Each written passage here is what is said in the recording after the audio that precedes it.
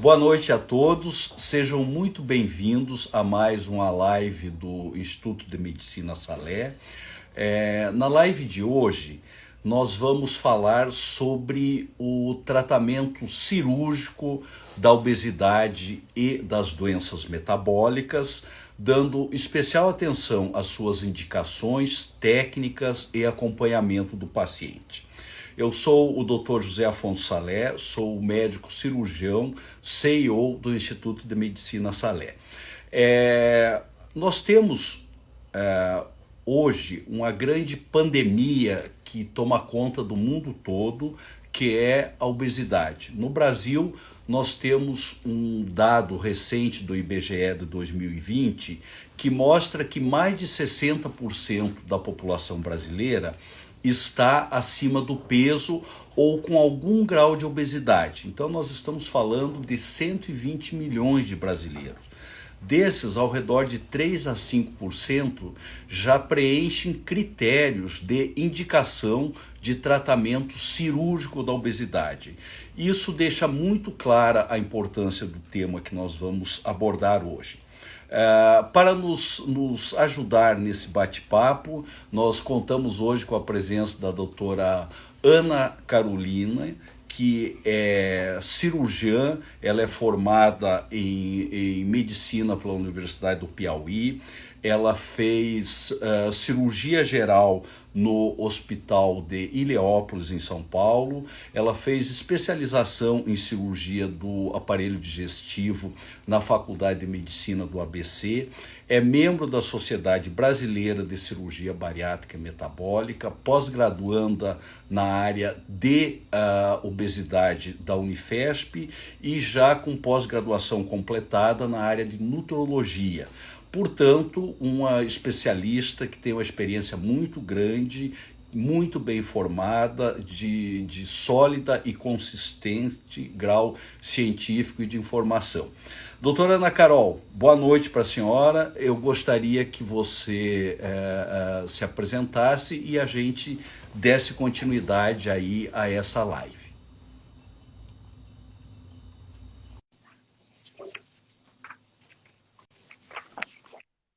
Olá, Thiago. Tudo bom, Cacá? Tudo bom, doutor? Como você tá? Bem, e você? Também. Prazer ter você aqui com a gente. Muito obrigada por esse convite especial de hoje. Tá ótimo. Olha, a ideia é que a gente faça um bate-papo bem informal, Carol. O objetivo da nossa live, como sempre, é a informação aos nossos pacientes, a todas as pessoas interessadas no tema, sejam pacientes em potenciais, sejam profissionais da nossa área. E a ideia é que a gente tenha uma conversa bem tranquila, bem acessível, procurando evitar o máximo possível o uso de termos médicos mais complexos. Então, eu vou começar fazendo a primeira pergunta a você, que é quais seriam os critérios de indicação do tratamento cirúrgico da obesidade e das doenças metabólicas? Tá bom, doutor. Vamos conversar um pouquinho sobre as indicações. Eu acho que é uma das principais perguntas que a gente recebe agora doutora, eu tenho a indicação da cirurgia ou não? Então, assim, para a gente começar, hoje, de acordo com o Conselho Federal de Medicina, juntamente com a Sociedade Brasileira de Cirurgia Bariátrica e Metabólica, a gente determina, são 2 indicações para cirurgia bariátrica hoje em dia. Uma, você ter uma obesidade grau 3, que é uma obesidade mórbida, que é aquela obesidade que inicia acima de 40. E a segunda indicação é que se você tiver uma obesidade grau 2, ou seja, com índice acima de 35, maior ou igual a 35, com algum problema de saúde, ou que surgiu, ou que foi agravada com a obesidade, que também são doenças muito bem estabelecidas, a gente tem indicação cirúrgica. Que seria, por exemplo, para a gente ter uma noção, pressão alta, diabetes, uma apneia do sono, uma doença osteoarticular, são as principais indicações que a gente tem hoje para cirurgia bariátrica. Tá bom? Perfeito. Muito bom. Bom, eu acho que você fez uma síntese bastante adequada das indicações de cirurgia bariátrica e metabólica. Tem um tema muito atual que está muito em voga, principalmente nesses últimos 5 anos, que é o tratamento cirúrgico específico do diabetes, mas isso seria um tema específico a ser discutido numa outra oportunidade, numa outra live, não é, Carol? Isso. Hoje em dia, diabetes, a gente tem uma infinidade de trabalhos. Acho que é um dos assuntos mais estudados hoje em dia. Obesidade com diabetes. Acho que seria assim. Mas vou fazer uma pergunta para o senhor, para a gente ficar conversando mesmo com esse bate-papo. Eu queria que o senhor explicasse para as pessoas de casa também, que seria importante, quais são, então, as principais técnicas cirúrgicas hoje aceitas pelo Conselho Federal de Medicina, pela Sociedade Brasileira de Cirurgia Bariátrica, e qual é a via de acesso hoje em dia? Quais são as vias de acesso que nós possuímos hoje para a cirurgia? Perfeito. Olha, na verdade, assim, a gente tem basicamente 5 técnicas que são recomendadas pela Organização Mundial da Saúde, a praticamente todas as nossas sociedades internacionais, IFTO, Sociedade Americana e também a Sociedade Brasileira de Cirurgia Bariátrica e Metabólica. Dentre elas, nós temos a banda gástrica, que é a utilização de uma prótese que visa reduzir a capacidade de armazenamento do estômago. Essa é uma técnica que está praticamente em desuso no mundo todo, devido basicamente a dois grandes fatores limitadores. Que por ser uma prótese, por ter uma incidência de falha no controle do peso a médio e longo prazo acima de 50%, portanto, uma técnica praticamente em desuso. Não é?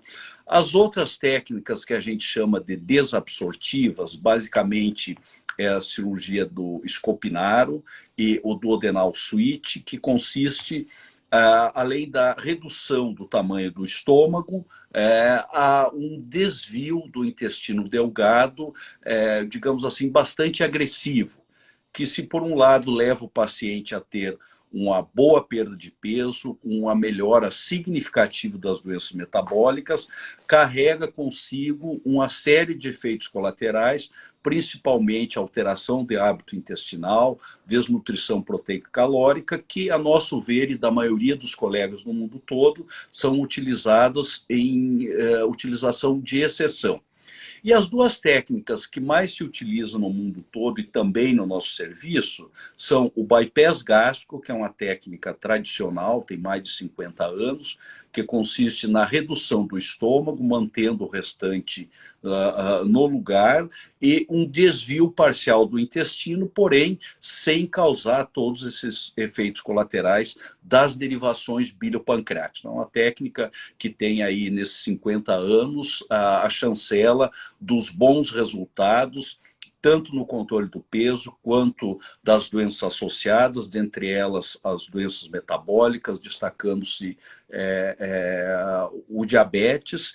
E a outra técnica também muito utilizada é uma técnica que é mais recente, digamos assim, mas já tem o crivo aí da experiência de 13, 14 anos de uso na nossa especialidade e reconhecimento internacional, que é a gastrectomia vertical ou o sleeve, que é uma cirurgia que nós atuamos só sobre o estômago. Nós retiramos mais ou menos 80% do estômago e não mexemos com o intestino. Essa é uma técnica que tem demonstrado também resultados bons em termos de controle de peso. Ela demora um pouquinho mais para o controle, principalmente do diabetes, mas também quando a perda de peso é efetiva, ela tem demonstrado bons resultados. E se nós somarmos a técnica do bypass com a gastrectomia vertical, elas correspondem hoje no mundo todo e também no nosso serviço a mais de 95% das cirurgias bariátricas e metabólicas realizadas. Existem outras variantes técnicas dessas daí, que ainda estão em fase, algumas bem mais adiantadas, outras em fase, diria assim, de experimentação, que a gente não utiliza ainda no nosso dia a dia, porque o próprio nome define, que seria uma variante das técnicas desabsortivas, que a gente chama, faz uma gastrectomia vertical e deriva o intestino, o mini gastric bypass, e por aí vai. Mas não vamos entrar no mérito, porque são técnicas que a gente não usa no nosso dia a dia ainda, por ainda não ter a aprovação do Conselho Federal de Medicina e da Agência Nacional de Saúde Suplementar.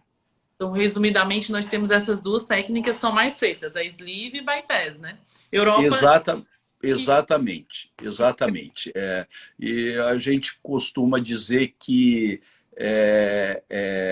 a cirurgia bariátrica e metabólica, o bom resultado vai muito além daquela situação em que o cirurgião pensa de maneira inadequada, que pode resolver tudo na ponta do bisturi ou do grampeador, não é? Na verdade, a grande variante do bom resultado a médio e longo prazo é muito mais complexa, depende de uma indicação adequada, de uma preparação muito adequada desses pacientes e o paciente fazer a parte dele. Ou seja, o objetivo de qualquer tratamento da obesidade e das doenças metabólicas é ajudar o paciente numa mudança comportamental.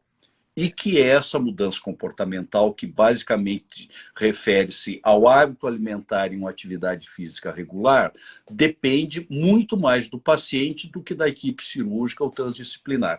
Tanto a equipe cirúrgica como transdisciplinar está presente tanto no pré como no pós-operatório para ajudar o paciente.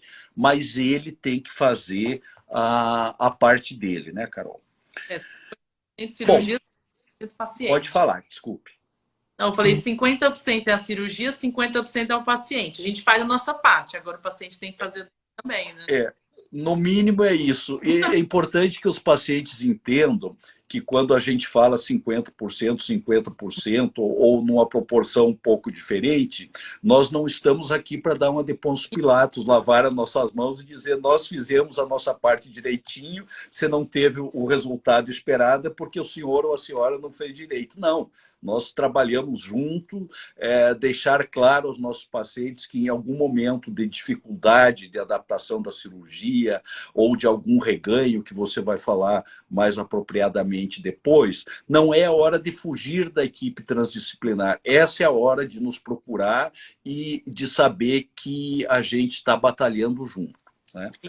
Carol, eu gostaria que você discorresse um pouco a respeito do preparo pré-operatório, da sua importância, qual é o protocolo aqui do Instituto de Medicina Salé, qual é a sua experiência, o que você gostaria de salientar ao público que está nos acompanhando. Então, vou pegar um gancho que você falou anteriormente sobre a cirurgia.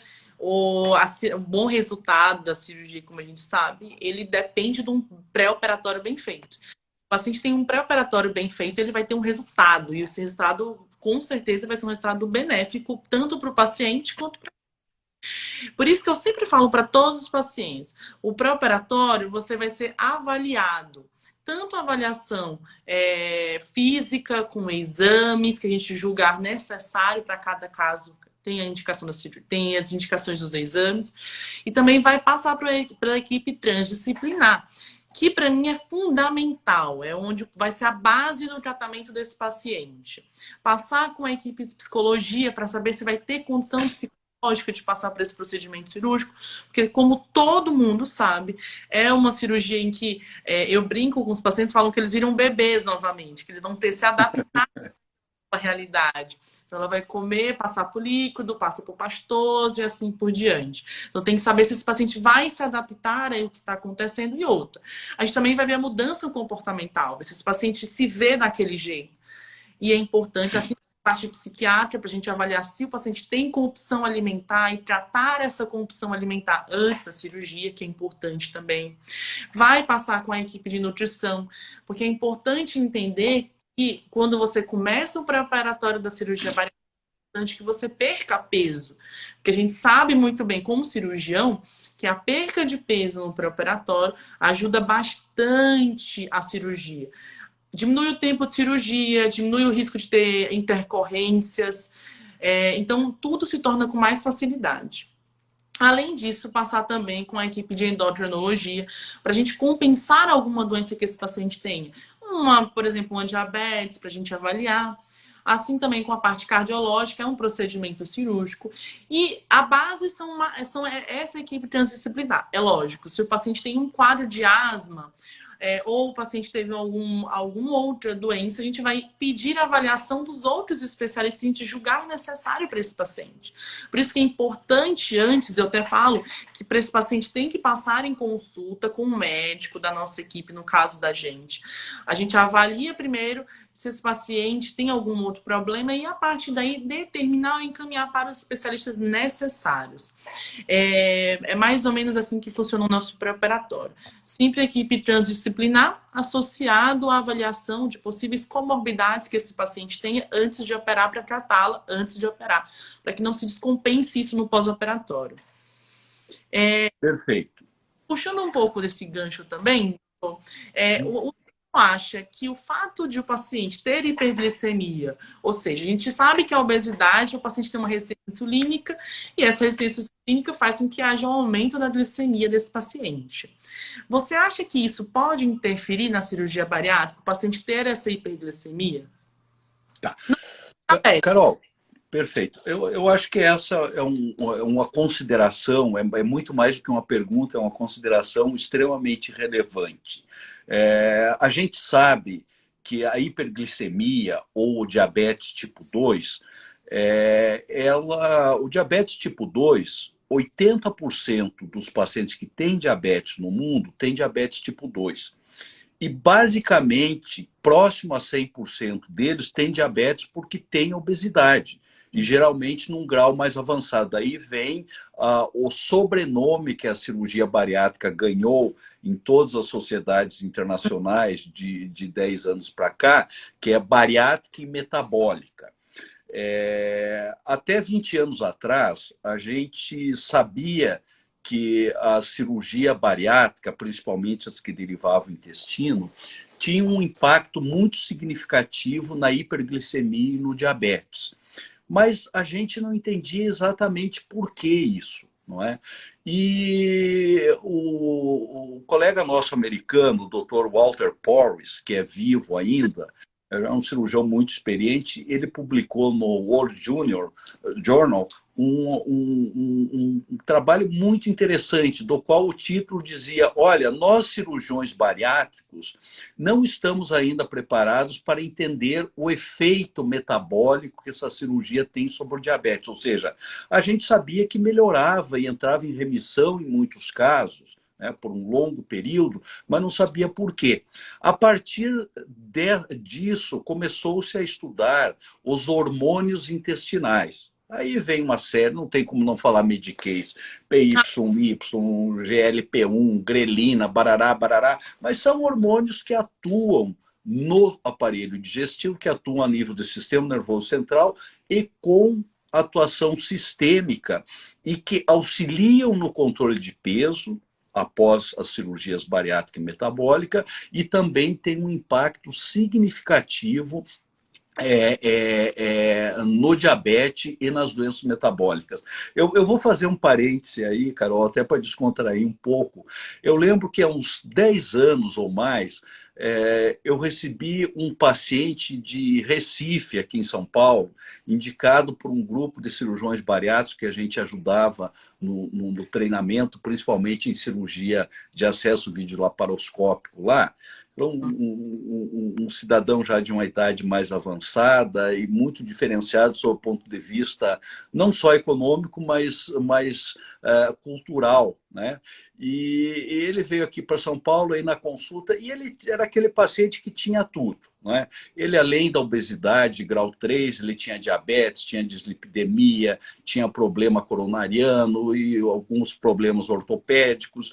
E eu lembro que na consulta primeira, que foi muito prazerosa e logicamente durou muito, a gente conversou bastante. Aí ele me perguntou assim, mas doutor, se eu fizer essa cirurgia, eu vou emagrecer? Olha, se o senhor fizer direito, a chance de emagrecer é de mais de 95%. Quanto? Quanto o senhor precisa emagrecer? Aí ele começou, o senhor sabe que eu sou hipertenso? Eu sei. O senhor sabe que eu sou diabético? Eu sei. Você sabe que eu tenho colesterol alto? Eu sei. Sabe que eu tenho problema na coluna? Eu sei. E isso vai melhorar? Quando eu falei para ele, digo, olha, a chance de melhorar é muito grande e tal. Antes de eu continuar a explicação, ele olhou para mim, riu e disse, o senhor está afim de me passar a faca mesmo? Mas o bom dessa história é que isso não é uma conversa, é realidade. E nesses 21 anos que a gente tem de convivência dia a dia no tratamento cirúrgico da obesidade e das doenças metabólicas, é muito prazeroso a gente ver que a imensa maioria dos pacientes bem preparados, bem operados e bem cuidados que fazem a parte dele, tem esse resultado tão impactante, não só na balança, mas também na questão metabólica e das doenças associadas. Um cuidado que se tem que ter muito no paciente que tem hiperglicemia, como preparo pré-operatório que tem diabetes, é não levá-lo à mesa cirúrgica descompensado. Então, às vezes, a gente tem alguns pacientes aí que estão com pressa de operar e que tentam apressar os passos do preparo pré-operatório, querendo operar com hemoglobina glicada muito alta, 8,5, 9, não se deve. A gente tem na equipe profissionais extremamente competentes, endocrinologistas, que conseguem fazer um preparo adequado e levar a cirurgia, mesmo esse paciente diabético, às vezes insulino dependente e tal, numa condição dessa diabetes estar mais compensadas, mais próximo à normalidade, sem dúvida nenhuma. Isso aí vai minimizar muito o risco cirúrgico desse perfil de paciente. Tá certo? Carol, eu acho que a nossa conversa inicial aí... Caiu?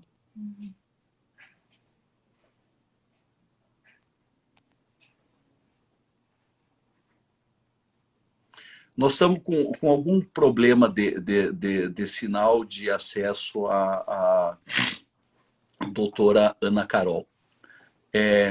Chama ela aqui, bota aqui do meu lado. A doutora Ana Carol está no consultório aqui do lado, para a gente manter um distanciamento social, não está, mas ela está tendo dificuldade de sinal do celular dela. Então, parece que agora entrou de novo. Foi? Voltou. Seja bem-vindo, Carol. Eu já estava chamando você aqui do meu lado. Bom retorno. Vamos lá. Seguindo nessa linha, Carol, eu gostaria que você comentasse a respeito de contraindicações que a gente poderia considerar absolutas da cirurgia bariátrica e metabólica. Você quer comentar um pouco a respeito disso? Vamos comentar um pouco sobre isso. É uma coisa que a gente também sempre recebe algumas perguntas no chat, por e-mail. Não existe uma contraindicação absoluta à cirurgia bariátrica. O que acontece, a gente tem que controlar o que o paciente tem. Por exemplo, uma compulsão alimentar, eu tenho compulsão, não posso operar. Não, você tem que tratar a compulsão alimentar e assim operar. A gente fala que tem uma contraindicação que a gente fala são contraindicações relativas. Por exemplo, paciente que é um paciente alcoólatra, paciente que tem que controlar o alcoolismo para depois pensar em operar. Mas uma contraindicação absoluta, não tem. Tem alguma contraindicação? Eu tô grávida, eu quero fazer cirurgia bariátrica. Isso não pode. Isso eu brinco com todos os pacientes, que às vezes chegam algumas pacientes para mim e falam assim, doutora, eu tô gestante ou eu quero engravidar e eu posso fazer cirurgia bariátrica. Então, a gente sempre, no pré-operatório, a gente sempre HCG não pode operar grávida. Mas depois da gestação você pode operar. Então, assim, não existe uma contraindicação de livro absoluto. A gente fala que se o paciente apresentar alguns problemas, concussão, etilismo, trata primeiro esse quadro e depois opera. Você quer complementar mais alguma coisa, doutor, quanto a respeito disso?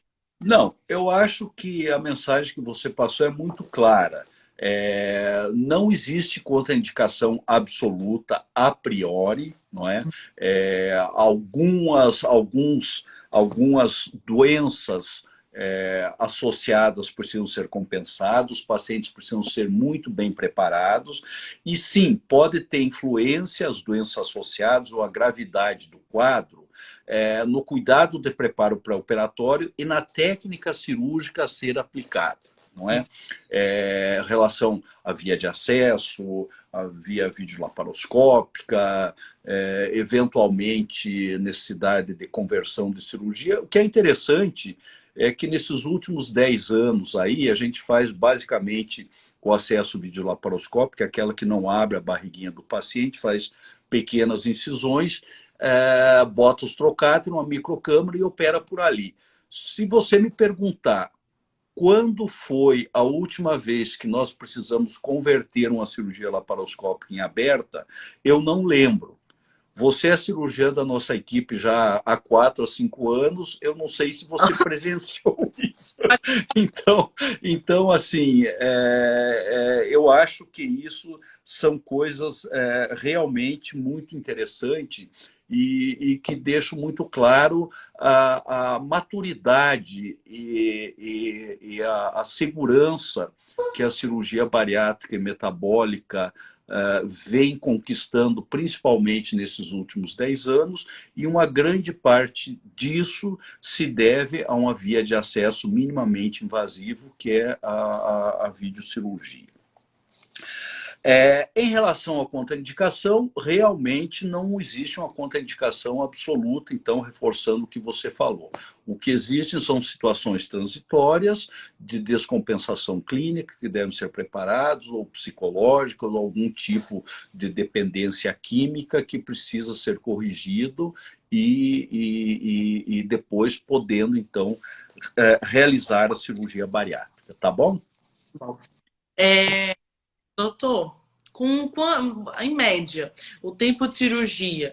Fala um pouco para os pacientes sobre o tempo de cirurgia, que também é uma coisa que eles perguntam no consultório. Tá certo. Olha, Carol, eu vou aproveitar a sua pergunta e vou fazer uma síntese aí da questão do perioperatório, que a gente chama, que é desde da internação, a cirurgia e recuperação. A gente trabalha há muito tempo com um protocolo que chamam numa sigla americana chama de ERAS. Na realidade, é um protocolo do qual a gente otimiza o preparo pré-operatório dos pacientes de forma que a gente faça uma cirurgia o menos agressivo possível, permitindo que esses pacientes tenham uma curta permanência hospitalar e um rápido retorno às atividades profissionais, não é? O paciente, após um preparo criterioso de pré-operatório, ele interna no dia da cirurgia, não é? Ele opera, o tempo médio aí de uma cirurgia pode variar de 50 minutos até 1h30, isso não faz diferença, depende da complexidade do paciente, se já tinha cirurgias prévias, se é alguma cirurgia revisional. E 95% dos nossos pacientes internam, operam e recebem alta hospitalar nas primeiras 24 horas do dia. Ou seja, interna no dia, opera, no outro dia de manhã a equipe avalia, está bem, recebe alta hospitalar. Então, isso realmente otimiza o resultado, expõe o paciente a um risco muito menor, principalmente relacionado ao período de duração de internação hospitalar, que nessa época de pandemia, que nós já vivemos há 1 ano e meio, tem um impacto significativo. E basicamente é isso aí. Retorno às atividades habituais. Normalmente depende da atividade, é óbvio, mas pode voltar de 5 a 15 dias, em média. Ou se é uma atividade, digamos assim, mais braçal, talvez precise um tempo mais. Eu queria aproveitar esse gancho, Carol, e fazer uma pergunta para você que não está no script, mas eu sei que você é extremamente capacitada a responder, até porque esse foi um estudo que nós mandamos agora para o Congresso Internacional de Cirurgia Bariátrica e Metabólica, e que você escreveu o resumo e a gente viu junto. Qual o impacto que a cirurgia bariátrica e metabólica tem sobre o Covid-19, sabedores que somos que o principal grupo de risco para a evolução de complicações graves e, infelizmente, até de mortalidade das pessoas que adquirem o Covid-19 é a obesidade e as suas doenças associadas. Por gentileza, comente um pouquinho disso. Vamos lá.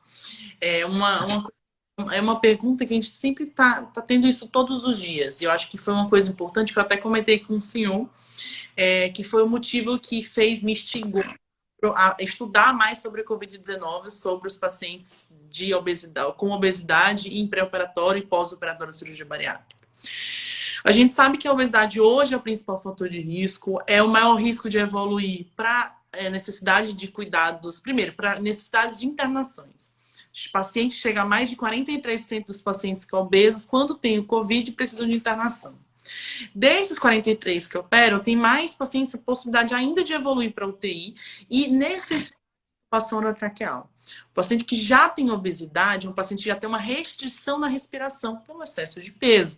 A obesidade comprime a pressão pulmonar, a caixa torácica desses pacientes. A gente, então, aqui do Instituto, juntamente eu e meus outros colegas cirurgiões, a gente fez a seguinte coisa. A gente pegou os pacientes que foram submetidos à cirurgia bariátrica nesse primeiro ano da pandemia, ou seja, de março do ano passado até março desse ano, mais ou menos. E 10%... Quantos pacientes foram incluídos nesse estudo nosso? Foram 1.500 pacientes em 1 ano. Desses 1.500 pacientes, mais ou menos 10% dos pacientes, ou seja, 15 pacientes, tiveram Covid-19 no pós-operatório. Lembrando que todos os nossos pacientes são testados para Covid-19, fazem o PCR 72 horas antes. Carol, só um detalhe. Na verdade, não foram 10%, apenas 1%. Foram mais ou menos 15 pacientes de 1.500. Desculpe. Então, foi 1% desses pacientes, ou seja, em torno de 15 que pacientes. evoluíram com Covid pós a cirurgia bariátrica. Ok. Nos 30 primeiros dias de cirurgia. Então, desses 15 pacientes que tiveram que tiveram Covid, apenas 2 pacientes precisaram fazer internação hospitalar. Mas, lembrando, nenhum paciente precisou ir para a UTI da gente. Nenhum paciente da gente teve intubação orotraqueal. E isso é o que a gente vai levar no congresso no IFSON, que vai acontecer agora, nos Estados Unidos. É isso. A gente quer mostrar que a cirurgia bariátrica e metabólica, ela ajuda, ela tem esse fator protetor. O fato do paciente estar perdendo peso e o fato dele estar repondo, fazendo as caminhadas no pós-operatório, ter sido bem preparado, faz com que esse paciente evite complicações do Covid. E isso é um fator positivo que a gente tem. Então, estimulando dessa maneira a realizar a cirurgia bariátrica nesse período de pandemia. A gente está vendo que tem bom resultado. É muito melhor pegar esse paciente uma cirurgia bariátrica do que deixar esse paciente obeso sendo mais propício a desenvolver COVID, pegar COVID e ter um desfecho desfavorável. Então, a cirurgia bariátrica, ela foi benéfica para esse paciente e a gente não teve complicação. Isso foi a melhor coisa. E isso a gente vai levar no nosso trabalho, que a gente vai nos Estados Unidos mostrar isso daí para o mundo inteiro, que a cirurgia foi bem, a gente aplicou nos nossos pacientes e, graças a Deus, foi tudo bem. Perfeito, Carol. Olha, eu acho que essa sua mensagem é muito importante e o que nós queremos deixar claro aqui é que nós não estamos indicando cirurgia bariátrica para prevenir Isso. o Covid-19. Pelo amor de Deus, gente. Nesse período que vivemos aqui no Brasil de tanta polêmica em relação a essa doença, tudo que a gente não quer aqui é polemizar. Mas a verdade é que os pacientes obesos de indicação cirúrgica com doenças associadas, principalmente as metabólicas, têm um potencial 10 vezes maior de, em adquirindo a doença, evoluir de forma grave e até de mortalidade, não é? E vários estudos que se têm publicados em revistas de Qualizar, que a gente chama, são as melhores revistas na área de medicina, nossa área, tem mostrado que esses pacientes que fazem a cirurgia, depois de um período de 2 a 3 meses, diminui muito esse risco, acabam tendo um risco de evolução para a forma grave do Covid-19, semelhante à população de peso normal, sem doenças associadas, relacionadas à obesidade. Mas, de qualquer forma, há que se ter sempre muito cuidado. O fluxo desses pacientes a nível de hospitalar deve seguir um fluxo onde eles não tenham contato direto com pacientes internados lá, já portadores nem do Covid, nem com profissionais que estejam cuidando esses pacientes e uma série de outros cuidados, do qual a gente procura ter sempre nos nossos protocolos. Carol, eu queria fazer uma outra pergunta para você, aproveitando aí a sua formação também em nutrologia, que qual a importância da avaliação pré-operatória e pós-operatória de todos os pacientes em termos de composição corporal, né? Bioimpedância,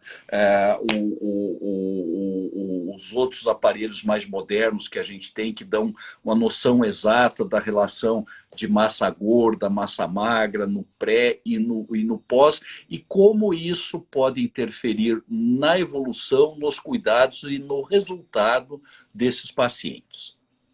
Então, é um questionamento sempre que eu faço esse questionamento para o paciente. O mais importante não é a balança. A balança é o quê? Perder peso, a gente sabe disso. Mas o mais importante é a gente perder gordura. É ganhar músculo e perder gordura. A maneira indireta de a gente avaliar essa perca de gordura e esse ganho de massa magra é através da bioimpedância. Hoje, aqui na clínica, a gente adquiriu um equipamento em que a gente vê esse paciente, essa perca de gordura, essa ganha de massa magra do paciente em 3D. Então, a gente consegue, de maneira mais fidedigna, avaliar nesse paciente a perca de gordura. E isso... A gente vê onde estão nossos pneuzinhos, em que órgãos está a gordura visceral, é no fígado, é no pâncreas. Eu não gosto muito. Então, quando eu fiz a minha, eu fiquei decepcionada. Eu falei, gente, não acredito. O nome do aparelhinho é interessante, Carol. Se chama Estico. Estico. Eu não sei se é porque estica, o que tem.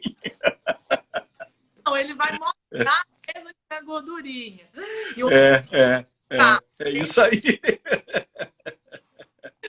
Dessa maneira, o stick e a bioimpedância, eles vão avaliar isso, e que é o nosso princípio, focar essa massa, e que a gente sempre estimula. Então, o ideal era que o paciente faça essa bioimpedância com o stick, faça antes da cirurgia no pré-operatório, para avaliar qual é o percentual quanto de gordura esse paciente tem que perder? Será que ele tem uma massa magra mesmo? Qual a porcentagem de massa magra? Será que nós temos que ganhar massa? Será que esse paciente já está um paciente que tem uma atrofia ou tem uma diminuição de massa muscular? Então isso é importante também. Assim também, como avaliar a quantidade de água corporal nesses pacientes. Esse paciente está também é demasiado. Então a gente tenta fazer diminuir também essa nasarca que o paciente possa vir e estar.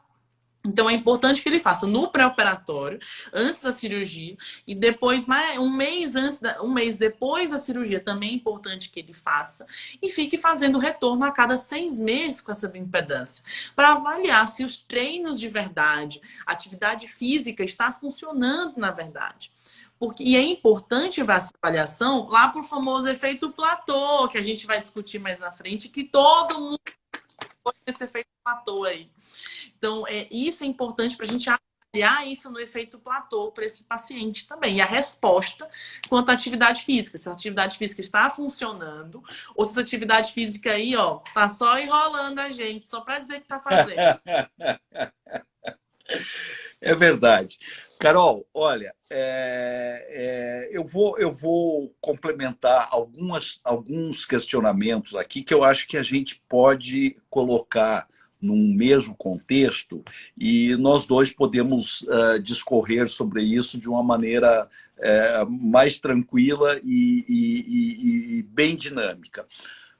A pergunta que eu vou fazer agora é em relação à necessidade dos suplementos nutricionais no pós, às vezes até no pré-operatório, da cirurgia bariátrica e metabólica. E aí existia uma crença que a gente está ajudando a desmistificar, que é em relação ao tipo da técnica, que havia uma crença de que o paciente que faz a gastrectomia vertical o sleeve, por não mexer no intestino, não precisaria tomar vitamina. E que o bypass precisaria, que a gente sabe que, na verdade, todos precisam suplementar. Eu queria pedir para você comentar um pouco mais de detalhes a suplementação multivitamínica no pós-operatório da cirurgia bariátrica e metabólica.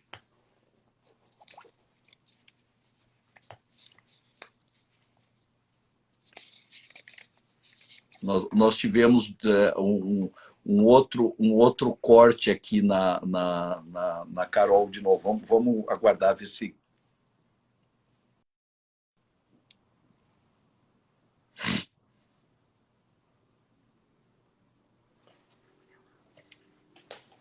Pede para ela vir aqui se não conseguir voltar.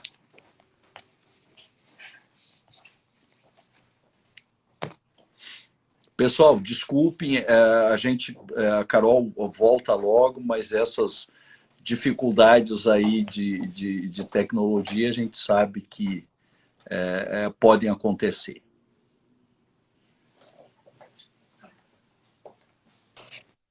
Oi, Cacá. Acontecendo hoje? Hoje a internet Não, mas mantenha-se firme na sua posição que você já voltou. Você lembra da pergunta que eu te fiz ainda? Vamos responder um pouquinho dessa pergunta. Isso ok. Perguntas que a gente mais recebe no consultório, tanto no consultório no pré-operatório quanto no pós-operatório. A gente tem que fazer sim a reposição de vitamina, independente da técnica cirúrgica. Eu brinco que qualquer pessoa precisa fazer a reposição de vitamínica, porque nossa alimentação hoje em dia é uma alimentação ruim. A gente come muito fora de casa, come muito fast food, come muito enlatado. Então, se você pegar as vitaminas da maioria da população brasileira, pelo menos do ocidental, a gente vai ver que tem uma deficiência vitamínica grande de alguns elementos específicos. Quando esse paciente é submetido a qualquer tipo de cirurgia bariátrica, por que qualquer tipo? Porque independentemente da técnica cirúrgica, vai ter um grau, seja de desabsorção ou de restrição de alguma alimentação. Isso vai provocar ou vai ter repercussão nesse paciente. Obrigatoriamente, ele vai ter que usar o uso de vitaminas. Lógico, os primeiros 2 anos, a gente vai ter que fazer uma restrição mais rigorosa. Por quê? Porque é o momento em que você, como eu vou voltar àquela brincadeira, você vira um bebê. Então, você vai experimentar as coisas novamente. Você vai experimentar os sabores. Uma coisa você não vai gostar, uma coisa você vai gostar. Então, essa E tem mudança uma perda de peso mais agressiva também, né, Carol? Então, o desequilíbrio metabólico nutricional é mais agressivo nos primeiros 2 anos, né? consumir, dependendo do tipo de vitamina, muito mais, porque você vai ter essa perca de peso. Então, para queimar o metabolismo, eu preciso de algumas enzimas que precisam de algumas vitaminas para que aconteça de maneira adequada essa queima muscular desse paciente, perdão, essa queima de gordura. Né, esse metabolismo, acelerar esse metabolismo. Então, é importante que ele faça. Depois de 2 anos, a reposição de vitaminas também tem que ser mantida, só que de maneira mais tranquila. Ou seja, a gente vai dosando os exames de acordo com exames de sangue e a partir daí a gente vai determinando quais são aquelas vitaminas que tem que repor mais, aquela que a gente só tem que manter, aquela que você não precisa mais porque está em nível adequado. Então, nos primeiros 2 anos eu brinco que é de maneira rigorosa, porque é onde você tem maior perca, assim por diante. E depois de 2 anos, a gente faz uma reposição de vitamina de acordo com seus exames de sangue, que isso é importante que aconteça, tá bom? Perfeito. Carol, olha, a gente tá num bate-papo muito bom, tô gostando muito dessa nossa live, tá espontânea, acho que as pessoas que estão nos assistindo também, mas infelizmente nós estamos chegando próximo ao final. A gente tem aí mais uns 15 minutos e eu gostaria que a gente discorresse sobre um tema que preocupa a todos nós e a todos os nossos pacientes, que é o efeito platô e o reganho de peso.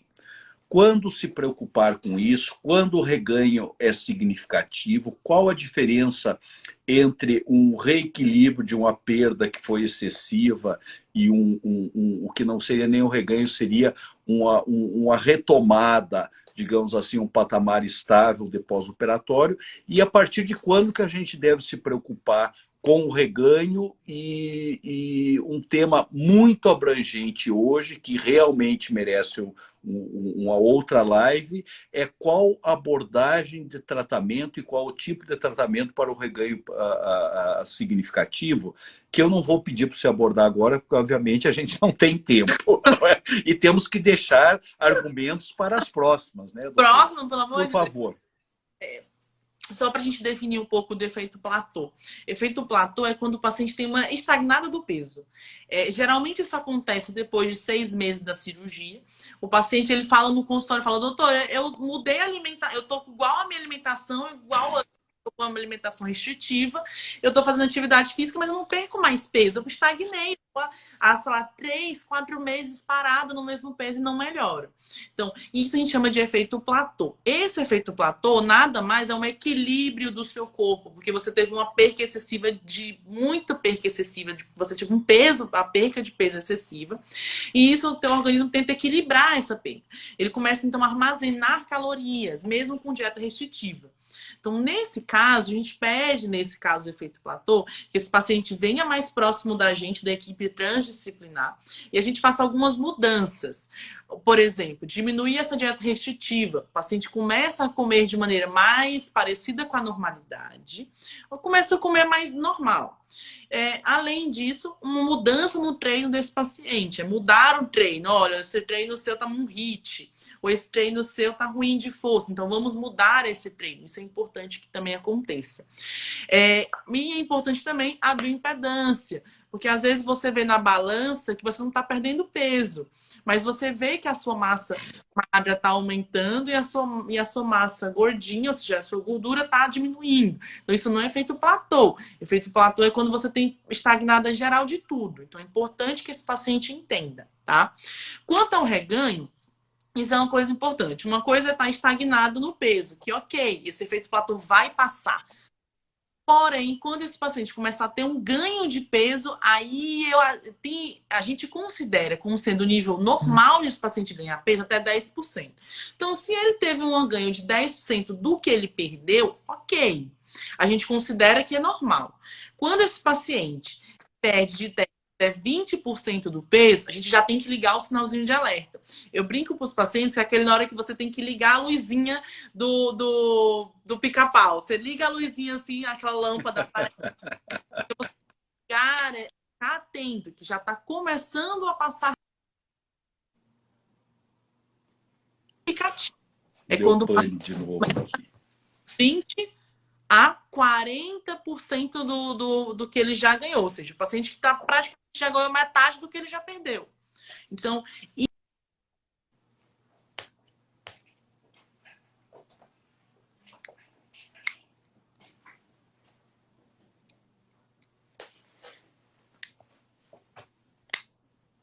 De novo.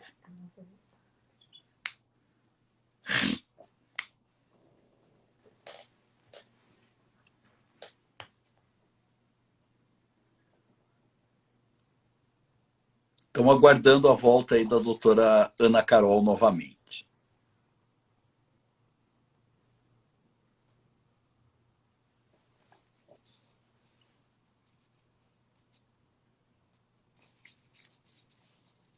ótimo. Oi, Então, só para. Carol, Oi, pode doutor. complementar. Então, só para a gente complementar. Então, até 10% a gente considera como um ganho. Se ele ganhar 10% do que ele perdeu, ele não tem problema nenhum, é considerado normal. Agora, se esse paciente perde de 10 a 20%, eu já falei para o senhor, liga a lâmpadazinha do pica-pau. Agora, se você ganhar mais de 20%, de 20 a 50, você já tem que ficar. Aí você realmente passou. Ou seja, é patológico no sentido de não é o considerado que a gente considere como sendo normal que esse paciente ganhe. Está acontecendo algum problema e tem que ser tratado esse problema. Ou porque ele desistiu de fazer atividade física, tá de novo, com medo. Ou seja, tem que correr atrás. Tem que Carol, correr. olha, eu queria que você fizesse suas considerações finais. Desculpa, eu estou atropelando um pouquinho, que a gente já está na reta de chegada aí, tá certo?